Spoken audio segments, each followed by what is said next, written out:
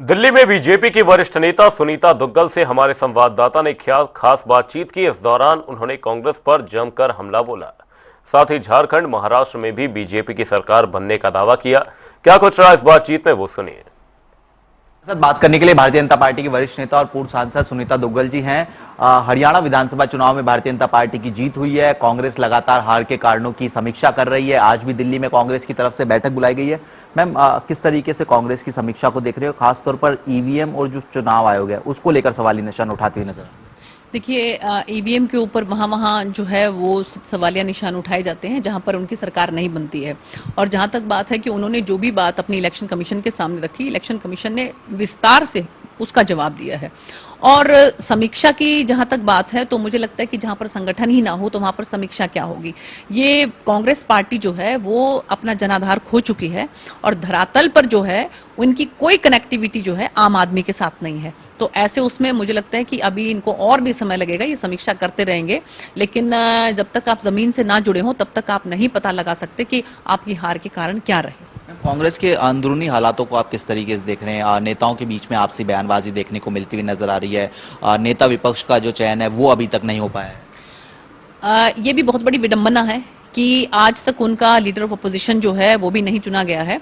और इसके साथ साथ मैं ये भी कहना चाहूंगी कि आज एक कमजोर संगठन के रूप में, कमजोर पार्टी के रूप में कांग्रेस पार्टी नजर आती है, जो कि मुझे लगता है कि शायद हिंदुस्तान के इतिहास की सबसे पुरानी पार्टी जिसको हम कह सकते हैं।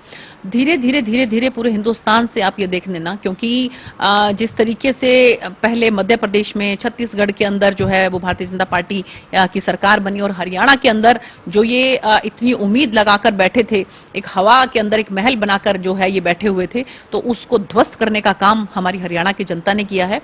और इसमें इसके साथ साथ जो है एक जो विश्वास है हमारे आदरणीय प्रधानमंत्री नरेंद्र मोदी जी की योजनाओं में, उनके नेतृत्व में, और हमारे आदरणीय मुख्यमंत्री नायब सिंह सैनी जी जो है उनकी कथनी और करनी में कोई अंतर नहीं है। और उनके नेतृत्व में जो विश्वास जो है जनता ने व्यक्त किया है, की दौलत हमने हरियाणा में तीसरी बार भारतीय जनता पार्टी की सरकार बनाई है। और आने वाले समय में आप देखना कि झारखंड में और महाराष्ट्र के अंदर भी भारतीय जनता पार्टी की सरकार बनेगी। जम्मू कश्मीर विधानसभा में लगातार हंगामा देखने को मिलता हुआ नजर आ रहा है। 370 की बात की जाए, 35A की बात की जाए, इसके खिलाफ प्रस्ताव जो है लाया गया। किस तरीके से भारतीय जनता पार्टी इसको देखती है?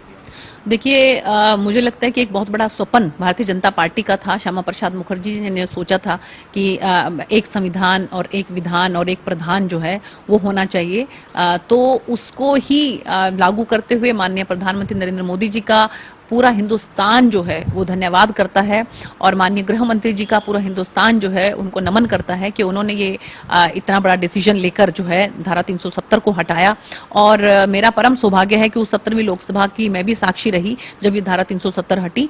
तो अब जो ये हट गई है तो किसी कीमत पर भी ये वापस नहीं आएगी, क्योंकि जनता जो है उन्होंने अपना समर्थन दिया है इस चीज को, और बड़े बहुमत के साथ जो है ये वहां पर इसका वो बिल प्रस्ताव जो है पास हुआ था। और अब अपने जनाधार को वहां पर बरकरार रखने के लिए, कि अपने जनाधार को जो है वो बढ़ाने की कोशिश में ये लोग लगे हुए हैं। लेकिन आप देखना कि एक समय वो भी आएगा कि भारतीय जनता पार्टी की सरकार जम्मू और कश्मीर में भी बनेगी।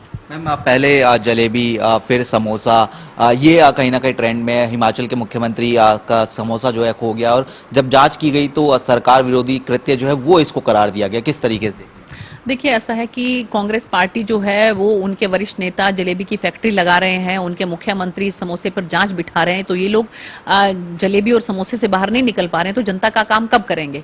तो मुझे लगता है कि इनको इन चीज़ों से ऊपर उठकर जो है वो जनता के बारे में सोचना चाहिए। जो गारंटियां, जो वादे इन्होंने जो है जनता के साथ किए, और हिमाचल प्रदेश की सरकार को मुझे लगता है कि वो वादे पूरे करने चाहिए। क्योंकि जब आप इस तरह की झूठी गारंटियां देकर सरकार तो आप बना लेते हो, लेकिन उसके बाद उसको चलाना बहुत मुश्किल हो जाता है, क्योंकि आप वो वादे पूरे नहीं कर पाते हो। तो मुझे लगता है कि इनको आत्मावलोकन करना चाहिए और इन जलेबी और समोसों से ऊपर उठना चाहिए।